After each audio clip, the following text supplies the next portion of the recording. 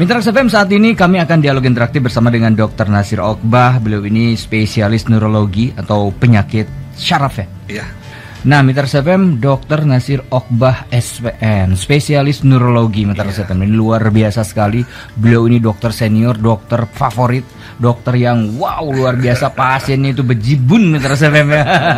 Alhamdulillah. Dan Mitra FM, pada hari ini kita akan mengupas sebuah tema yang cukup menarik ini ya, tentang problematika epilepsi.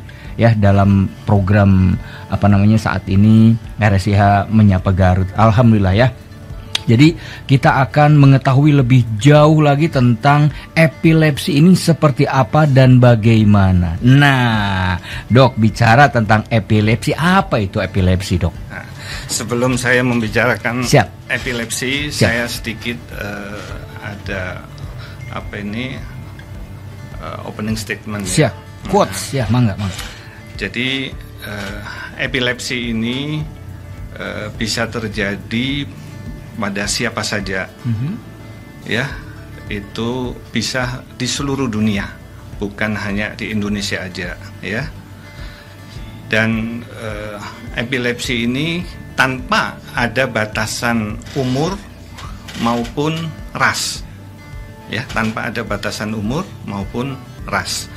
Jadi angka kejadian epilepsi ini cukup tinggi ya di dunia ya. Kalau di Indonesia, di dunia itu kurang lebih itu saya pernah baca statistik, itu 50 orang setiap 100.000 penduduk. 100.000 penduduk. Jadi misalnya di Indonesia ini ada jumlah penduduknya itu 220 juta. Ya, misalnya itu kurang lebih yang lagi dalam proses pengobatan epilepsi itu kurang lebih 1,8 juta orang. Itu kalau 220 juta. Kalau Indonesia 270 juta, ya mungkin lebih banyak lagi si epilepsi ini yang melakukan suatu pengobatan. Jadi prevalensi epilepsi ini memang semakin hari semakin tinggi ya angka kejadiannya, terutama yang paling banyak itu pada bayi dan anak ya, dan dia nanti akan menurun pada usia dewasa muda atau pada pertengahan lah dia mulai menurun, kemudian dia meningkat lagi pada kelompok usia lanjut epilepsi ini. Jadi makanya jumlahnya cukup banyak. Dan epilepsi sendiri ini kadang-kadang ya di kalangan masyarakat awam itu merupakan suatu stigma yang keliru ya, stigma yang keliru di mana epilepsi itu dianggap sebagai penyakit kutukan, guna-guna ya, kerasukan atau ODGJ ya, orang dengan gangguan jiwa ya. Itu kadang-kadang mempunyai persepsi yang demikian di masyarakat kita ini. Nah, itu yang harus diluruskan ya, harus diluruskan. Apalagi juga ada yang menganggap bahwa kalau ada kejang kemudian mengeluarkan busa atau air liur, itu dianggap menular. Nah, itu. Dan ini stigma-stigma ini yang harus diluruskan ya. Jadi tidak benar ini stigma ini. Dan apalagi juga epilepsi ini menimbulkan masalah ya di bidang sosial, ekonomi ya. Kemudian juga di mediko-legal. Ya, mediko-legal. Misalnya kesempatan untuk memperoleh suatu pekerjaan itu biasanya dipersulit. Oh iya. Iya toh? Atau di bidang pendidikan, atau di bidang perkawinan. Jadi nanti kalau nikah, waduh itu calon ceweknya epilepsi, nggak mau deh, nanti takut anak saya kena epilepsi atau apa gitu ya? Atau apa gitu. Dok, epilepsi itu ayan ya, lanjut. Epilepsi ayan. Sama dengan ayan. Jadi atau di mediko legal misalnya untuk mendapatkan SIM. ya. Kadang-kadang dari kepolisian itu minta ke kita. Iya. Minta rekomendasi, tapi akhir-akhir ini rekomendasi itu sudah hilang. Udah jarang. Jadi kadang-kadang yang mau mengambil SIM itu dia berbohong ke polisi, tetap dapat SIM. Nah, itu yang resikonya. Tapi bahaya kan, Dok? Bahaya. Bisa nabrak suatu waktu bisa nabrak di jalan gitu kan? Kena. Iya, pastilah itu. Lanjut. Jadi dampak-dampak dari epilepsi ini sangat serius sekali ya. Jadi betul-betul harus harus menjadi perhatian lah oleh para orang tua atau para keluarga yang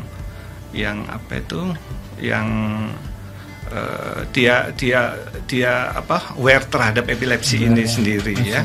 Jadi saya ulangi lagi bahwa definisi epilepsi dari perspektif ini ya, ilmu kedokteran terutama di bidang neurologi, itu adalah suatu keadaan ya yang ditandai dengan bangkitan itu atau kejang ya, bangkitan yang berulang ya, yang berulang, bangkitan yang kejang yang berulang yang disebabkan oleh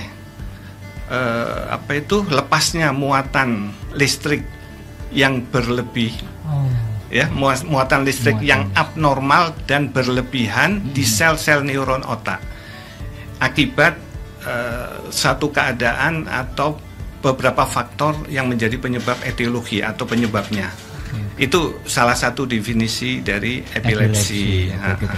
Dok, benar nggak sih, Dok, bahwa epilepsi tidak bisa disembuhkan, Dok? Jadi kalau dibilang epilepsi bisa disembuhkan itu tanda petik ya, Pak ya. Jadi saya lebih senang menggunakan kata-kata terkendali. Jadi epilepsi itu bisa dikendalikan. Jadi kurang lebih ya 70%. Misalnya ada pasien 100 epilepsi, 70% itu terkendali dia dengan obat-obatan.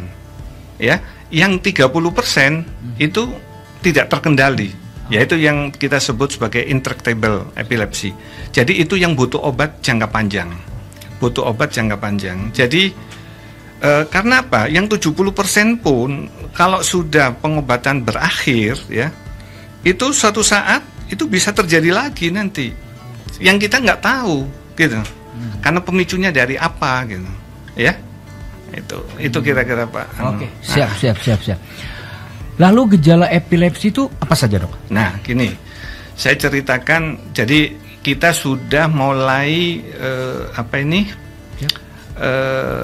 menuju ke gejala. Gejala ini otomatis nanti akan saya terangkan mengenai gimana sifat atau bentuk daripada kejang. Jadi gejala ini bentuk dari atau gambaran klinisnya lah. Gambaran klinisnya. Jadi gambaran klinisnya kejang ini bentuknya bermacam-macam. Ya, mungkin Bapak sering lihat orang kejang di jalan kelojotan. Sampai berbusa-busa. Nah, saya lihat itu saya lihat itu di drakor, Dok, kayak begitu ada adegan seperti itu. Itu epilepsi betul, ya. Iya, Oke, betul. Siap. Lanjut. Jadi contoh ya, ini kejang yang dua-duanya, tangan dua-duanya ya. Dua-duanya matanya mendelik ke atas, terus baru kejang kelojotan. Jadi sebelum kejang ini biasanya pasien ini mengeluhkan sakit kepala dia. Sakit kepala, kemudian disertai dengan jeritan-jeritan. Kalau memang aware ya, orang yang di sekitar itu dia akan tahu caranya menangani ya. Akhirnya dia terjadi kejang kelojotan, dua-duanya, dua tangan, dua-duanya mata mendelik sampai itu biasanya beberapa menit dia akan berhenti sendiri dia. Itu yang pertama, itu namanya kejang tonik-klunik ya, kejang tonik-klunik gitu ya. Terus yang kedua, ada yang namanya absence atau lena atau bengong. Kalau bahasa Indonesia ini tuh bengong. Jadi misalnya gini contoh, kalau anak, ini sering terjadi pada anak ya. Jadi sewaktu-waktu anak itu misalnya makan ya, tiba-tiba kegiatan motorik makannya itu berhenti sesaat dan dia bengong. apa yang dipegang, misalnya sendok, garpu, itu akan terjatuh semua dan bengkong, dan itu tidak lebih dari 60 detik, sesaat sekali. Siap. Ya, itu ada lagi jenisnya beda-beda gitu. Itu bengong ya. Terus ada juga yang sentakan, myoclonic namanya. Jadi misalnya gini, tiba-tiba waktu nulis tiba-tiba pulpennya terlempar. Nah, itu satu hal kaget gitu. Iya, sentakan itu, satu bentuk sentakan ya. Tapi beda dengan kaget. Beda sama kaget, beda. Beda sama kaget. Atau kalau pada bayi kecil, itu kadang-kadang kalau bayi itu dikasih stimulasi atau rangsangan ya, langsung kaget toh. Nah, itu bukan, Pak. Oh, bukan. Tapi kalau kita melihat bayi-bayi ya, tiba-tiba kita waktu misalnya kita kunjungan ke rumah sakit atau kemana, ke bagian neonatus, perinatologi tiba-tiba bayi ada sentakan-sentakan gitu, Pak. Nah, ini hal yang harus diwaspadai gitu, Pak. Harus diwaspadai. Dan masih kemudian ada yang disebut dengan kejang vokal. Jadi vokal itu bisa ada 3, Pak. Ada vokal yang dia kejang satu anggota gerak, tetapi dianya sadar, bisa diajak ngomong tapi dia tidak bisa mengendalikan. Ada juga yang kejang vokal ini tapi disertai dengan penurunan kesadaran, dia nggak sadar, seperti pingsan gitu, Pak. Siap. Tapi kejang dia, tapi satu anggota gerak. Ada juga vokal satu anggota gerak kemudian menjalar ke anggota gerak yang lain, itu ada juga, itu vokal umum sekunder namanya. Siap. Jadi jenis-jenis atau gambaran klinis ini itu paling tidak para orang tua atau keluarga itu mengetahui dia ya. Atau kalau ada kesempatan untuk di video, karena saya selalu kalau ada pasien epilepsi datang ke praktek, selalu saya tanya, Ibu di video enggak, Ibu? Karena saya ingin tahu, kenapa dengan bentuk bangkitan ini atau bentuk kejangnya ini itu untuk menentukan pilihan-pilihan obat yang terbaik gitu, Pak. Jadi ada maknanya gitu. Kadang-kadang Ibu, aduh saya nggak tahu Dok, pokoknya dua-duanya aja kejang, genobruk. Nah. Jadi kita bisa memilih obat yang tepat untuk itu. Itu salah satu gambaran sedikit lah mengenai gambaran klinis epilepsi. Oke, siap. Nah, Dok, tadi barusan dokter sudah menyampaikan tentang kejang dan lain sebagainya nih. Apa perbedaan kejang demam dengan epilepsi? Nah, jadi kejang demam sama epilepsi itu berbeda ya. Berbeda. Jadi tapi sama-sama kejang dia. Tapi bukan yang dimaksud dokter tadi yang kayak tersentak gitu, bukan ya? Bukan. Bukan. Jadi kejang demam ini saya terangkan sedikit ya. Siap. Jadi kejang demam ini kejang ya, yang dipresipitasi atau diaktifasi sama demam. Dan demamnya ini itu menurut statistik ya kurang lebih di atas 38,5 derajat Celcius. Jadi ada memang di salah satu bagian otak, terutama di pusat pusat demam ya, ada di otak itu namanya hipokampus ya. Nah, di situ itu kadang-kadang rentan sekali terhadap kenaikan suhu. Jadi biasanya di atas 38, dan itu biasanya kejang demam ini pada bayi. Pada bayi di atas umur 1 bulan, atau pada umumnya paling sering itu antara 6 bulan sampai 5 tahun. Tetapi yang terbanyak itu di usia 18 bulan. Ya, itu kejang demam. Kejang demam itu dibatasi oleh usia gitu ya. Tapi kalau epilepsi tadi sudah saya katakan toh, pada semua umur, mulai dari bayi baru lahir sampai usia tua. Ya, rentang lebar sekali. Tapi kalau kejang demam itu dibatasi oleh usia, oleh usia. Tapi kejangnya pun sama, mirip gitu. Kejang demam itu sama. Cuman dia ada diklasifikasikan tersendiri gitu. Dengan kejang demam itu. Siap. Bagaimana pengobatan epilepsi, Dok? Jadi pengobatan epilepsi itu memang sampai saat ini sebelum kita ngobati ya, apa sih tujuan dari pengobatan epilepsi? Yang penting itu nomor 1 tujuannya adalah jadi untuk supaya kualitas hidupnya itu jauh lebih baik. ya. Itu tujuan utamanya. Tujuan utama. Nah, tujuan utama itu kualitas hidup yang lebih baik. Nah, dengan adanya kualitas hidup yang baik, itu otomatis ada upaya-upaya toh. Nggak mungkin seseorang itu saya mau kualitas hidup saya bagus, tapi saya langsung gitu, nggak mungkin. Ada upaya-upaya tertentu yang harus ditaati. Jadi nomor satu, yang penting kita upayanya apa? Kita bisa mengendalikan kejang. Siap. Ya, harus dikendalikan. Kalau kejangnya susah dikendalikan, paling tidak frekuensi kejangnya diturunkan, ya, frekuensi kejangnya. Kemudian orang epilepsi harus minum obat, otomatis kita efek samping obatnya lah, otomatis dikurangi. Siap. Jangan sampai efek sampingnya yang berlebih. Terus yang ketiga, yang keempat, ya ini dengan semuanya upaya-upaya ini kita menghasilkan suatu kualitas hidup yang insya Allah lebih baik. Insya Allah lebih baik. Insya Allah lebih baik. Jadi tertangani semuanya. Jadi tetap kita nomor satu kalau pengobatan epilepsi harus dipastikan. Tapi beda kan kalau kualitas hidup dengan semangat hidup itu? Beda ya. Beda. Semangat hidup seperti Bapak ini semangat hidup. Iya dong. Plus kualitas hidup.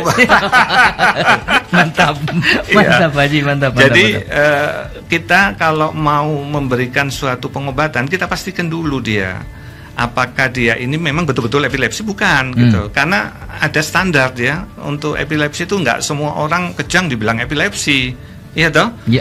Jadi nanti misalnya dalam 1 tahun ada kriterianya. Dalam 1 tahun kalau ada kejang 2 kali atau lebih, itu kita bisa bilang bahwa ini dengan gambaran-gambaran klinis yang tadi saya sebutkan ya, itu bisa dikatakan epilepsi.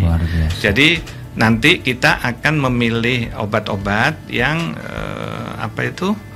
yang sesuai dengan bentuk kejangnya nanti. Bentuk kejangnya gimana? Yang tadi saya bilang sebaiknya keluarga kalau ada kejang di video, di apa, sehingga dokter tahu bentuk kejangnya itu ini. Jadi kalau begini penanganannya begini. Nih, obatnya yang pilihan obatnya itu ini. Terutama ke situ. Iya, itu yang yang harus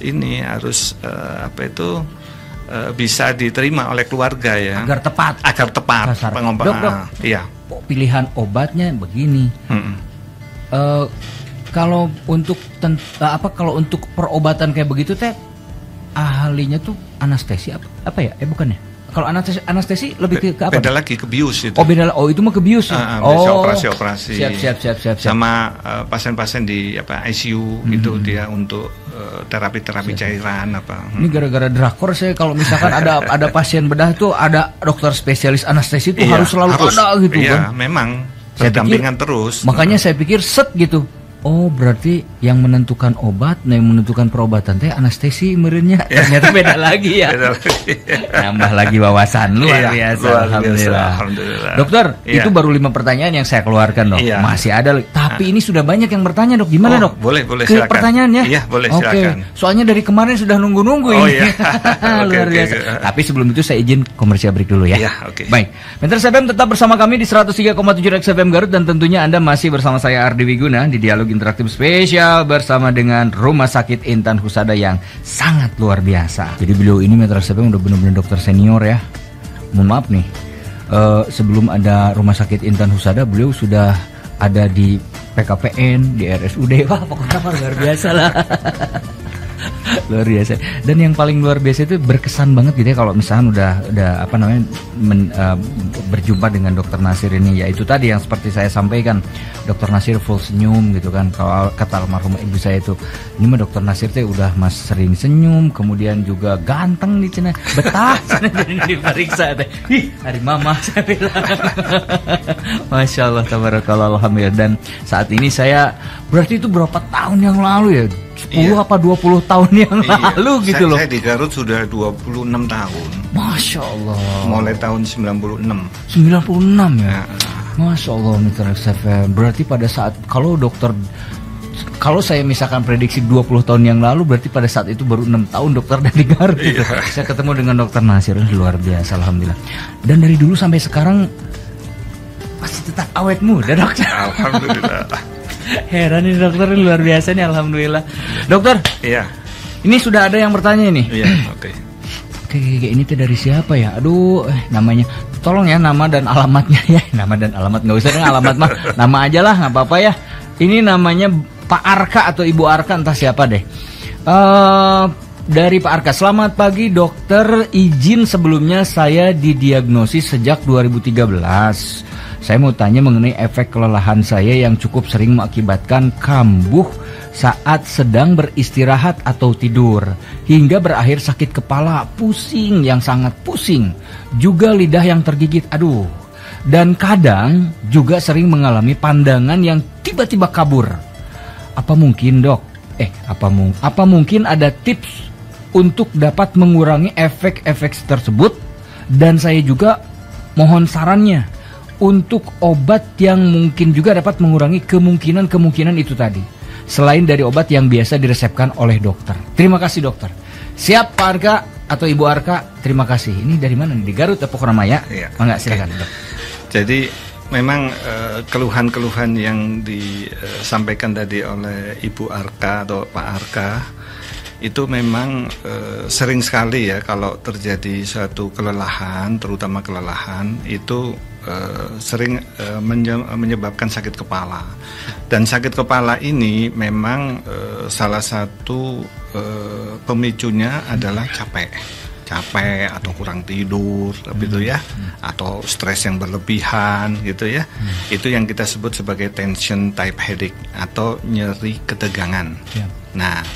Nah, saya Bu Arka, saya kurang tahu apakah Bu Arka sebelumnya memang pernah sering tergigit lidahnya, apa karena tergigit itu karena giginya ada yang ngompong. Nah, itu yang harus dipastikan dulu. Karena kalau mengarah ke suatu epilepsi itu harus sifatnya paroksismal. Dia tuh gigitannya, kejangnya, kalau ada kejang-kejangnya itu sifatnya paroksismal, jadi berkelanjutan. Tapi kalau Ibu Arka ini berkelanjutan terus menerus gitu? Iya, jadi misalnya bulan ini ada kejang 1-2 kali, nanti bulan depan ada kejang 1 kali. Nah, siap. Itu makanya saya bilang tadi 2 kali kejang dengan waktu yang berbeda, itu sudah dianggap sebagai epilepsi. Tapi tetap harus ditelusuri lagi nanti pemeriksaannya. Dan mengenai Ibu Arka, apakah Ibu Arka ini ada faktor risiko enggak? Faktor risiko misalnya dia punya hipertensi atau diabetes atau kelainan jantung. Karena hal-hal ini semua mengarah ke sakit kepala lah. Kalau tensinya tinggi dia sakit kepala, kalau dia ada diabetes ya mungkin badannya pegel semua, nggak enak lah rasanya ya. Nah, itu yang harus ditelusuri sebetulnya, harus dicek dulu. Nanti Ibu Arka atau saya sarankan untuk berobat ya. Untuk berobat mau kita telusuri apa kok sampai terjadi demikian ini. Betul. Iya. Jadi kalau untuk Pak Arka atau Ibu Arka tadi ya, jadi bisa datang ke jadwal praktek Dr. Nasir Oqbah, spesialis neurologi atau ilmu penyakit saraf. Datang aja Senin, Kamis, Sabtu. Senin, Kamis, Sabtu jam 11 sampai jam 13. Hari Selasa jam 10 sampai jam 13, hari Jumat jam 9 sampai jam 11. Berarti sisa waktu itu baru lari ke sana ya, Dok? Iya. Ke PKPN? Biasanya pagi saya PKPN. Oh, di PKPN pagi ya? Pagi sama sore jam Pagi 4. sama sore. Dokter tuh capek bolak-balik dokter. Ya, capek lah. Ya, semua gimana? Untuk pelayanan, demi pelayanan. Demi pelayanan, dan itu adalah sebuah ibadah. Dan mudah-mudahan itu mendapatkan dan juga hobi saya juga. Hobi praktek. Masya Allah. Luar biasa, the best nih, luar biasa. Rumah Sakit Intan Husada selalu menghadirkan dokter-dokter yang the best. Luar biasa, alhamdulillah. Dokter, sekali lagi Ardi ucapkan terima kasih banyak, Dok. Kembali sama-sama. Saya yakin sekali dokter Nasir ini full aktivitasnya, kemudian juga pasiennya juga sudah banyak, tapi masih bisa menyempatkan bisa hadir di sini, Dok. Memberikan pencerahan kepada masyarakat gitu loh. Penting untuk edukasi. Betul. Dan ini yakin akan mendapatkan pahala dari Allah Subhanahu wa Taala. Amin. Kita menjadi orang-orang yang diberikan ridho oleh Allah dan kasih sayang dari Allah. Ardi itu selalu ke situ larinya, Dok. Apapun yang kita lakukan, serahkan semuanya kepada Allah, lillahi ta'ala, insya Allah itu akan mendapatkan kasih sayang Allah. Itulah yang sering saya kerjakan di situ. Aduh, alhamdulillah ya Allah. Enaklah pokoknya makanya kan hati nanti enakan gitu. Dokter, wah ini ada dari Biang Lala 62 ini, senior ini luar biasa nih, Masya Allah, tabarakallah. Kang Ardi punten, mau tanya kepada dokter, kebas kaki sama kesemutan obatnya apa ya? Hatur nuhun. Siap. Jadi memang kebas kaki atau kesemutan itu macam-macam ya. Penyebabnya itu kita sebelum kita mengobati seseorang, kita periksa ya Pak ya, periksa secara teliti karena ada pemeriksaan khusus apa betul kebasnya ini disebabkan karena tekanan ya, jadi kakinya itu menekan ke salah satu tempat gitu. Ataukah memang kebasnya ini memang ada faktor risiko sebelumnya, misalnya paling sering adalah diabetes ya. Diabetes itu kebasnya itu biasanya sering kebas di kaki, khasnya di kaki itu diabetes. Ada juga kebasnya itu karena kelainan, misalnya kalau ibu-ibu sering memakai hak tinggi, hak tinggi yang terlalu capek sehingga dia akan menyebabkan kompresi pada vaskuler. Pembuluh darah yang ada di kaki itu yang bisa menyebabkan kebas juga. Jadi kebas itu umum. Dan kita harus tahu dulu sebelum kita memberikan satu treatment, itu harus tahu dulu penyebabnya itu apa kebas ini. Itu mungkin pandangan saya ya. Oke, baik. Dari Biang Lala 3530. Biang Lala 3530. Assalamualaikum, selamat siang Kang Ardi dan Bapak Dr. Nasir. Siap. Ya. Biang Lala 3530, saya ingin menanyakan, apakah benar penderita epilepsi tidak boleh berenang? Terima kasih atas jawabannya. Baik, wassalam. Ya, ini pertanyaan yang sangat menarik dan hampir semua pasien saya menanyakan hal ini. Siap. Itu luar biasa ini. Biang Lala berapa? Biang Lala 3530, Dok. Biang Lala 3530. Jadi seorang epilepsi itu diperbolehkan berenang, boleh berenang, tapi dengan syarat, ada syaratnya. Syaratnya nomor 1, kejang terkendali duluan. Kejang terkendali duluan. Ya. Kedua, harus lapor ke petugas kolam renang. Lapor bahwa saya adalah penderita epilepsi. Yang ketiga, baju renang atau celana dalam renang, atau kalau cewek baju renang harus warna yang mencolok. Siap. Tidak boleh warnanya sama dengan warna yang ada di air. Oke. Jadi kalau nanti dancing di air nggak kelihatan kita nanti. Siap dong. Ya. Jadi kalau kejang di air, jadi warna apa itu? Misalnya warna merah, warna kuning. Jangan warna biru yang sama dengan airnya. Nanti kalau kejang nggak kelihatan. Kalau menari di dalam air nggak kelihatan nanti. Jadi itu petugas kolam renang itu sudah diberikan pendidikan masalah ini. Sudah terdidik dia. Jadi dia gimana ngatasi sudah tahu semua. Petugas kolam renang itu sebelum dia menjadi petugas, dia sudah terdidik duluan dan dia dapat sertifikasi dia. Sertifikasi. Iya, dapat sertifikasi biasanya dia. Baik. Itu. Siap. Lanjut lagi, ada Biang Lala 3484. Assalamualaikum dokter. Waalaikumsalam warahmatullahi wabarakatuh. Kang Haji, selamat pagi. Siap, selamat pagi. Mau tanya, kalau sering sakit vertigo sama singsireun tangan, akibat apa ya? Mohon penjelasannya dari Pak Dokter. Terima kasih sebelumnya. Bahkan sering sekali kram tangan. Hatur nuhun dari 3484. Iya, oke. Jadi vertigo ini merupakan satu gangguan keseimbangan ya. Gangguan keseimbangan. Tapi kalau vertigo ini disertai dengan adanya faktor risiko seperti hipertensi atau diabetes atau ada sakit jantung ya, atau ada kolesterol yang tinggi ya, atau dia kurang olahraga ya. Nah, faktor-faktor risiko inilah itu bisa mempengaruhi kebas-kebas pada tangan, pada apa. Nah, ini harus diwaspadai. Harus diwaspadai karena ini kadang-kadang sebagai awal daripada stroke. Oh.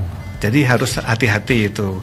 Kecuali kalau cuma vertigo aja, itu mungkin tidak. Tapi kalau vertigonya itu menaun dan ini, nah itu harus dicari penyebabnya apa. Apakah vertigonya itu yang perifer? Jadi vertigo itu ada yang perifer. Perifer artinya ada gangguan di di telinga bagian dalam.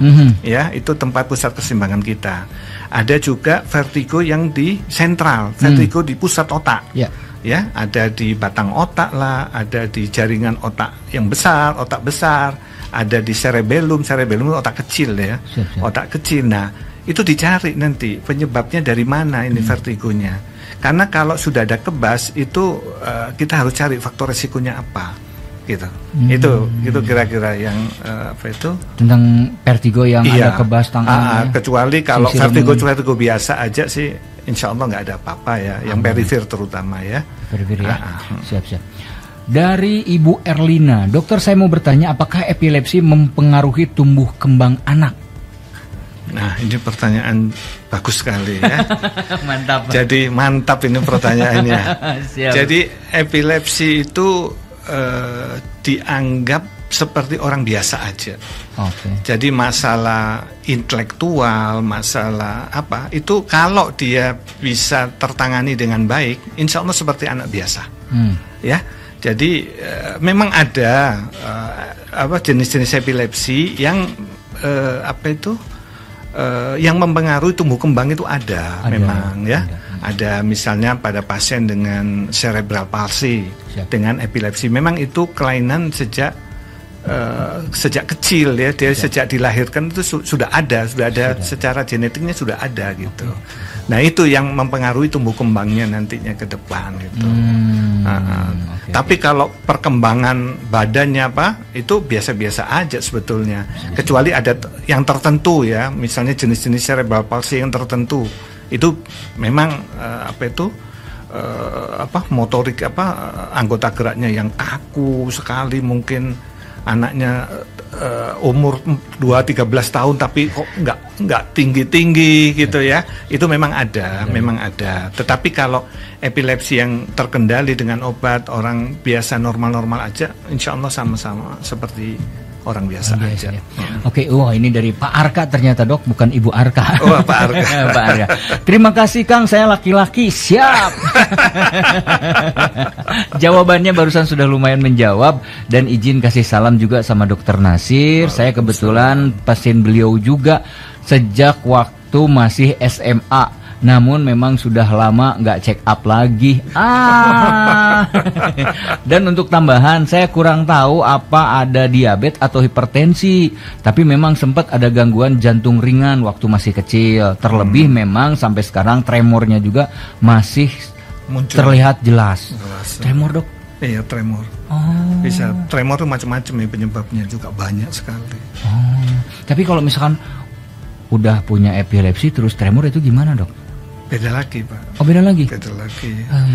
Oke. Karena kalau epilepsi ada tremor, mungkin dari obat juga bisa. Gitu. Oke. Siap, Pak Arka. Terima kasih banyak ya untuk Pak Arka. Alhamdulillah tuh bisa bisa ketemu lagi sama dokternya Pak Arka ini ya. Sejak zaman dahulu kala ini.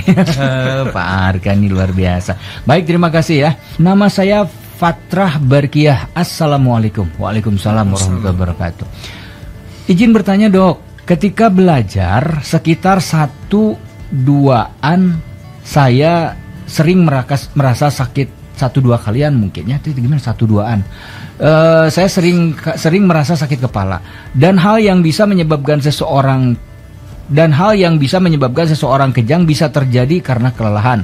Apakah sakit kepala karena terlalu lama belajar itu merupakan hal yang wajar atau gejala akan muncul kejang? Terima kasih sebelumnya. Rada puyeng abi, Dok. Jadi kumaha, Dok? Jadi yang namanya belajar itu memang ada proses gangguan belajar itu ada. Tetapi dengan belajar itu saya rasa ya tidak menimbulkan dampak apapun ya, kecuali kalau memang belajarnya dikebut dalam semalam itu ya, SAS. Otomatis dikebut dalam semalam otomatis dia akan menimbulkan sakit kepala karena capek. karena capek aja sebetulnya. Tetapi kalau sampai menimbulkan kejang, nah ini harus dicek satu-satu dulu ini ya, apa ini gitu ya. Apakah memang betul kejang beneran epilepsi atau memang kejang namanya psychogenic atau pseudo seizure. Jadi kejang pura-pura lah istilahnya, supaya ada perhatian dari orang tua. Ini dan itu harus ditelusuri dulu sebetulnya ya. Siap. Jadi tidak tergesa-gesa lah kita mendiagnosa bahwa itu suatu bentuk epilepsi atau bukan gitu. Memang kalau orang sudah terdiagnosa epilepsi itu biasanya rata-rata sebelum dia mengalami bangkitan atau kejang itu didahului sakit kepala dulu gitu. Biasanya. Oke. Mudah-mudahan Anda tidak seperti bukan itu. Bukan itu, insya Allah bukan. Ya. Ini biasa-biasa aja lah. Biasa aja. Yang penting mah tetap belajar biar jadi pintar. Ya. Nantinya dapat beasiswa tuh. Jadi ada periode istirahat lah. Tapi, paling enggak 1 jam belajar, nanti istirahat 5-10 menit, balik lagi belajar lagi. Ini untuk Ibu Fatrah atau Teh Fatrah ini termasuk maruk langka. Ya, senangnya belajar. Iya. Kalau saya dulu mah belajar 1 jam 2 jam mesti mengutan. Ini makhluk langka ini, Ibu Fatrah ya. Aduh, luar biasa nih, alhamdulillah. Syukuri ya dan nikmati, ternyata giruh belajar Anda itu begitu luar biasa. Jarang loh orang yang seperti ini ya. Loba mah yang nonton yang ulun gitu kan. Assalamualaikum Dok, nama saya Nurdin. Saya mau bertanya, saya kadang suka merasa sakit di kepala sampai merasa mual dan muntah. Itu lebih ke diagnosa apa ya Dok? Lambung saya bermasalah atau apa ya? Kadang hilangnya itu kalau saya makan obat paracetamol dan dengan istirahat beberapa jam. Lalu kembali normal, hilang pusing dan mual muntahnya itu dengan intensitas yang cukup sering katanya Dok. Itu seperti yang tadi saya katakan bahwa nyeri kepala itu memang banyak ya. Ada namanya mungkin ada nyeri kepala primer. Nyeri kepala primer itu ada yang disebut dengan tension type headache, ada yang disebut dengan migrain ya, mungkin pernah dengar ya, migrain. Ada yang disebut dengan yang lain-lain lah, pembagian yang lain-lain ya. Jadi banyak sekali sebetulnya pembagian. Tapi kalau dari siapa namanya?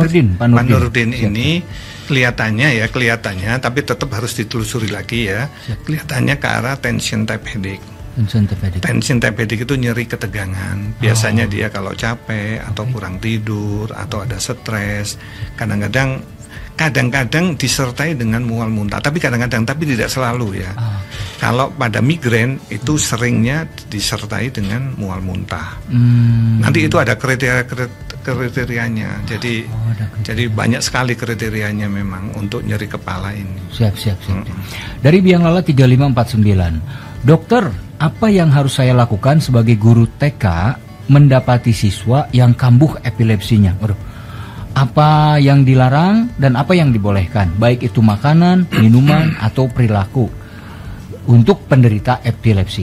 Terima kasih ilmunya dokter. Dari Biang Lala 3549. Iya, oke.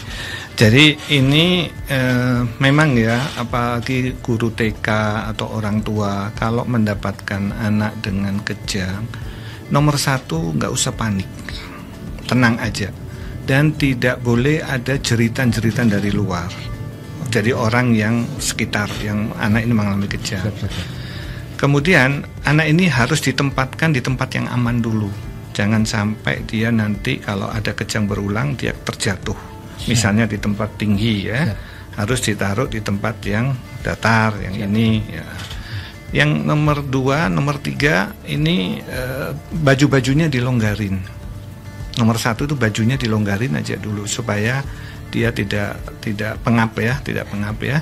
Kemudian diposisikan miring, lateral decubitus. Jadi dia posisi harus miring. Miring kanan, miring kiri biasanya ya. Miring kiri. Di miringan kiri tujuannya apa? Supaya air liur yang ada di mulutnya itu bisa mengalir. Bisa mengalir keluar. Ya, mengalir keluar. Jadi apa resikonya kalau anak itu diposisikan dalam keadaan terlentang? Bahayanya air liur itu takut tertelan. terjadilah yang namanya aspirasi pneumonia. Jadi nanti anak itu makin sesek dan itu menimbulkan dampak yang jelek nanti. Kejangnya makin sering juga gitu. Ya, karena apa? Oksigenasi ke otaknya juga nggak bagus gitu ya. Nah, itu salah satunya. Terus kemudian kalau di sekolah itu ada obat ya yang kita sebut dengan diazepam rektal. Nah itu bisa diberikan sebetulnya. Kalau anak-anak itu biasanya dosisnya 5 mg ya. Dikasihkan lewat dubur, disemprot ya. Disemprot di dubur biasanya kejangnya akan berhenti. Tapi kalau kejang berlangsung terus, nah itu sebaiknya dibawa ke rumah sakit ya untuk ditelaah lebih lanjut nanti. Oke. Seperti itu ya dari Dokter Nasir, itu luar biasa nih. Ini banyak fans beratnya ini Dokter Nasir. Masih banyak ini WhatsApp. Oke, assalamualaikum, izin bertanya dokter. Mohon maaf sebelumnya, saya Najwa. Jika penderita epilepsi, kira-kira bisa berapa lama penderita epilepsi itu bertahan hidup? Waduh, ini nih. Ini ya. Oke. Ini pertanyaan kalau bagi saya ini berat ini. Urusan anak hidup dan mati. Jadi penderita epilepsi yang berobat kontinu, yang teratur, kepatuhan minum obatnya baik ya, insya Allah dia langgeng sampai usia berapa yang ditentukan oleh Allah nanti ya.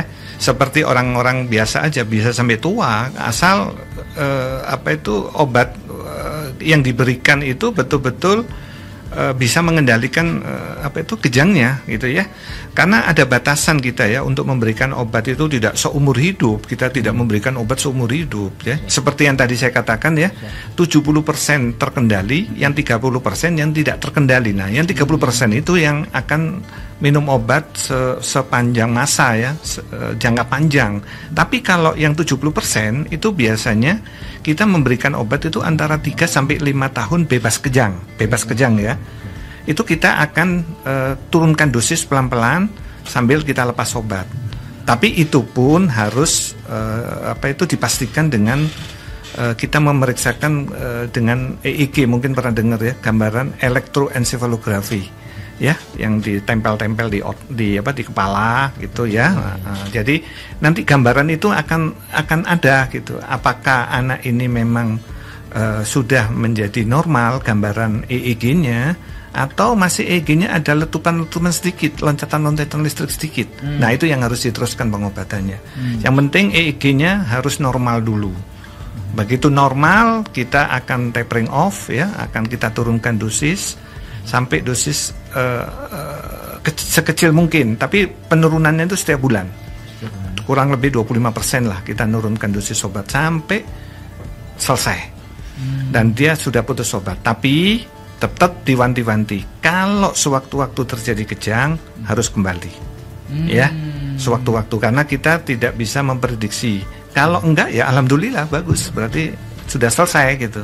Assalamualaikum warahmatullahi wabarakatuh. Dokter, saya Rahma di Patrol. Izin bertanya dok, ada anak tetangga saya kalau dia nangis itu, setelah itu dia itu kejang-kejang dan pingsan. Itu termasuk dalam epilepsi atau apa ya dok ya? Terima kasih dok. Ya. Anda ini kepo juga ya. Sering kali ya, lihat anak itu tetangga. memang ini ya, salah satu diagnosa banding ya. Kadang-kadang dia nangis terus ininya biru, bibirnya biru. Itu namanya breath holding spell. Itu bukan epilepsi. Bukan ya? Bukan. Tapi itu berbahaya nggak? Ya tetap berbahaya karena itu butuh oksigenasi aja. Jadi harus gimana?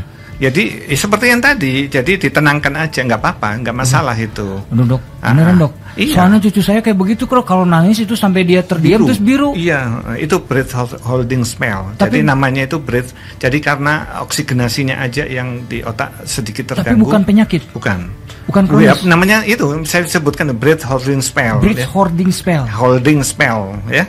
Dan itu memang salah satu diagnosa banding lah dari epilepsi, tapi bukan epilepsi itu. Iya, itu cucu saya kayak begitu tuh. Sering itu. Yang paling kecil itu. Iya. Jadi makanya kadang-kadang medis ini kadang-kadang kalau tidak berpengalaman ya, jadi dianggap sebagai epilepsi aja, padahal bukan epilepsi. penanganannya mah tetap ditenangkan. Dan kita juga harus tenang juga. Harus tenang juga. Oke. Kalau perlu nanti berobat, bicaralah sama si dokternya yang bersangkutan. Bukan ya berarti ya? Bukan. Kesimpulannya bukan ya. Jadi untuk Bu Rahma tidak usah takut juga gitu, ternyata itu bukan ya. Alhamdulillah ya. Berikutnya ada Pak Tesar Satriawardana di Sukasenang. Assalamualaikum. Apakah perlu pemeriksaan kontrol EEG jika tidak pernah kejang lagi pada penderita epilepsi, Dok? Hatur nuhun. Ya, jadi kalau seperti yang saya katakan tadi, jadi pada saat pasien itu datang berobat ya, karena dia mengalami kejang lebih dari 2 kali dalam 1 tahun, tetap kita telusur dulu ya, kita EEG sambil kita bentuk bangkitannya gimana, ini kita kasih obat dulu. Sambil kita rekaman otak juga, kita lihat kalau EEG-nya dia mengalami ada loncatan listrik, ada epileptic form namanya ya, ada gelombang paku lah atau gelombang runcing di EEG itu. Nah ini bahwa diagnosa epilepsi itu sudah tegak. Nah, kita obati ya, kita obati nanti sampai 3 sampai 5 tahun. Kalau bebas kejang ya bebas ya, kalau nggak bebas ya mundur terus. Pokoknya syaratnya itu 3 tahun atau 5 untuk dewasa ya Pak ya, 3 tahun sampai 5 tahun bebas kejang ya, 3 sampai 5 tahun bebas kejang. Nah setelah bebas kejang misalnya 3 tahun dengan obat A dia bebas kejangnya. Nah kemudian kita EEG lagi, biasanya EEG lagi untuk dibandingkan dengan EEG yang pertama tadi. Apakah masih ada nggak epileptic formnya atau gelombang paku atau gelombang tajamnya di gambaran EEG-nya. Kalau memang itu sudah nggak ada, sudah normal, itu kita akan turunkan dosis obat, kita lepas obat. Tapi kalau masih ada, kita biasanya mundur 6 bulan. Nah, 6 bulan kita EEG lagi. Kita EEG karena monitor kita satu-satunya itu EEG. Elektroencephalografi. Baik. Dokter, aduh luar biasa, alhamdulillah saya senang sekali bisa ketemu lagi dengan Dokter Nasir yang sangat luar biasa, memberikan sebuah passion positif gitu kan. Ini saya keep yang 5 pertanyaan ke bawah untuk nanti kita bisa ketemu lagi. Saya keep ya. Ternyata banyak orang yang memiliki atau responsif terhadap tema kita pada hari ini, yaitu problematika epilepsi.